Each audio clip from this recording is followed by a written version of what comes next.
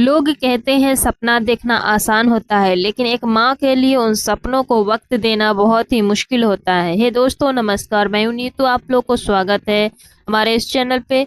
और हमारे दिन की शुरुआत हो चुकी है एक हल्के गुनगुना पानी के साथ। मैंने ये पानी हल्का गुनगुना किया और इसे पिया, और फिर से मैंने लग गई अपने छोटे छोटे कामों को करने के लिए। मेरे दिन की शुरुआत देखिए, हल्का सा गुनगुना पानी पीने के बाद, यहाँ पे खाना वाना बनाने के बाद आलू सड़ गया था, तो इसे मैंने साफ किया, आलू को अलग निकाला। देखिए दोस्तों, बहुत सारे आलू यहाँ पे अच्छे भी थे, सड़े भी थे, तो अच्छे में से सड़े को हटाया। जैसे कहते हैं ना दोस्तों कि संगति संगति ऐसा चीज है कि बहुत बड़ा असर पड़ता है संगति का। जिस प्रकार आपने देखा कि आलू जो है वो एक सरा हुआ आलू कई को खराब कर दिया, इसी प्रकार संगति भी मेरा अच्छा होना चाहिए, हमारा विचारधारा भी उसी प्रकार से बनती है। दोस्तों, यहाँ पे सब होने के बाद, आलू साफ सफाई होने के बाद, मैंने यहाँ पे बिस्तर को सही करने आ गई थी। बिस्तर को मैंने सही किया, बेडशीट को सही किया, यहाँ पे झाड़ी। उसके बाद मैं अपने फिर से दूसरे कामों में लगूंगी। अपने बेडशीट को सही करने के बाद मैं यहाँ पे जल्दी जल्दी सभी कामों को कर रही हूँ, क्योंकि मैं यहाँ पे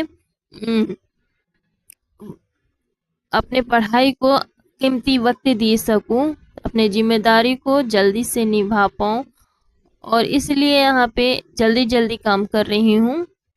सभी बेडशीट को मैंने सही कर दिया। उसके बाद मैंने यहाँ पे पोछा लगाने आ गई हूँ, क्योंकि देखिए मेरा एक रूम है, यहाँ पे बच्चे सब खेलते रहते हैं, तो मिट्टी हो जाती है, तो रोज पोछा लगाना ज़रूरी हो जाता है। दोस्तों, सभी ये सब काम करने के बाद, फ्रेश व्रेश होने के बाद, देखिए जो समय है ये शाम का समय है, 4 बजे। और इस समय लगभग मेरा सारा काम हो जाता है।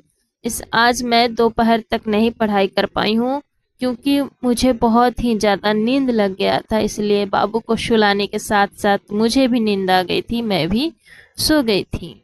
तो मैं शाम के समय अपना समय निकाली हूँ पढ़ाई करने के लिए। तो अभी मैं बैठी हूँ पढ़ने के लिए, ठीक है। और पढ़ने में मैं आज जीएस पढ़ रही हूँ। जीएस मैंने, जैसे आप लोग देखा ही कि मैंने बीपीएससी 72 का, उससे पहले का पीवाईक्यू ली हूँ। जीएस में मैंने क्या पढ़ रही हूँ, पीवाईक्यू पढ़ रही हूँ, ठीक है। मैं ये ज़्यादा इसलिए पढ़ती हूँ क्योंकि बुक जो है ये बहुत ही अच्छा है, और मुझे अच्छा लगता है ये पढ़ना। पीवाईक्यू इसका और सेट का भी तो पढ़ती ही हूँ, साथ में इसका पढ़ती हूँ पीवाईक्यू, कि ऐसे अंदाज हो सके, एक अनुमान हो सके कि बीपीएससी किस तरह का क्वेश्चन पूछता है। आज मैंने इस बुक से पढ़ा भारतीय राष्ट्रीय आंदोलन, और भारतीय राष्ट्रीय आंदोलन का किस प्रकार से उसे, उससे पहले कौन सा व्यवस्था था, उसको मैंने पढ़ा है आज, ठीक है। लगभग यहाँ पे 1.5 पौने 2 घंटे स्टडी की मैंने जीएस की। उसके बाद मैं फिर अपनी एक और कोशिश, छोटी सी कोशिश अपने सपनों के करीब आने की। और यहाँ पे समय हो चुका है, देखिए 5, 5:15 लगभग हो चुका है। इतना समय मैं पढ़ाई करी, उसके बाद फिर से मैं छोटा सा काम शुरू कर दी, कपड़े संभालने का। कपड़ा ठीक करने के बाद मैं सोची कि जल्दी से मैं अपने कपड़े को सही कर लेती हूँ, ये भी तो काम ही है। तो जल्दी से अपने कपड़े को सही करने के बाद, देखिए यहाँ दोस्तों, खाना वाना बनाने जा रही हूँ। उसके बाद खाना वाना बनाने के बाद, उसके बाद 8 बजे मैं फिर से पढ़ाई करने बैठ जाती हूँ, ठीक है। और अभी जो मैं पढ़ाई करती हूँ 8 बजे, तो अभी मेरा बाबू सोया हुआ नहीं है। अभी थोड़ा सा दिक्कत होगा, क्योंकि वो 8 9 बजे सोता है मेरा बाबू, तब तक नहीं है, वो बाहर खेल रहा है। तो तब तक मैं मैथ को प्रैक्टिस कर लेती हूँ।